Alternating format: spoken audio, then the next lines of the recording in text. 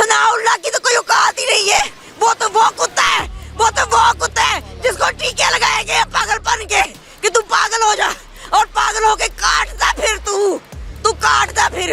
और वो मैडम, वो मरियम नवाज कुत्ती हमजादी जो उधर जाके बैठी है ना, एक दफा हमारे काबू आए, वो सर्जरी माइनर सर्जरी करवाने गई है।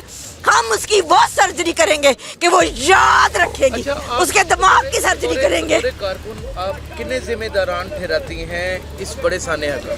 इस बड़े साने का नाम ले दो नाम तो ले दिए आपने। लेने नहीं चलाएंगे नहीं क्यों नहीं चलाएंगे? इन्होंने लेने, आपने लेने, हम तो नहीं कह रहे। डंके की चोट पे, हाँ तो कहें। डंके की चोट पे कहूंगी।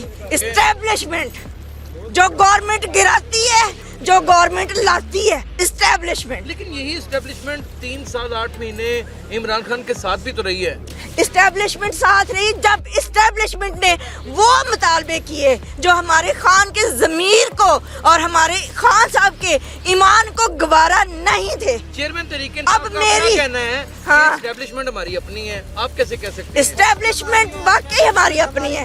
मुझे ये बताया जाए, एक माँ के 7 बच्चे हैं, ठीक है, एक ने जुर्म किया तो माँ हम क्या कहेंगे? सातों ही पाक है? सातों ही पाक है। मुझे ये बताएं, अब भी हमारे अयाज मीर साहब के बेटे एक ने कत्ल किया अपनी बीवी का, तो क्या हम कहेंगे उनका पूरा घराना ही गंदा है?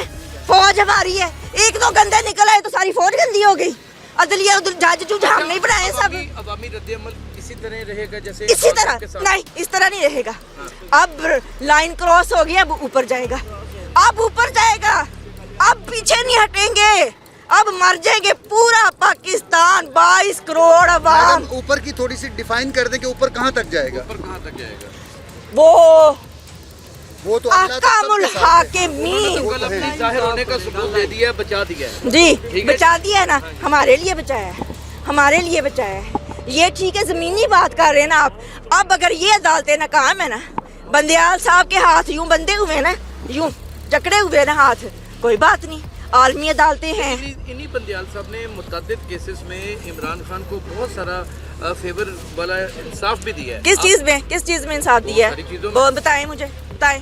सारे केसेस में मुझे बताया जाए ना, कौन से केसेस में? ये जो फॉरेन फंडिंग का केस था, हाँ, ये जिसके ऊपर इलेक्शन कमीशन ने उनको नाअहल किया था, उसमें उस बेंच में वो भी बैठे हुए थे। तो मैं तो इस केस को ऐसे समझती हूँ जैसे दो बच्चे नादान बच्चे खेल रहे हैं ना, 2 बच्चे।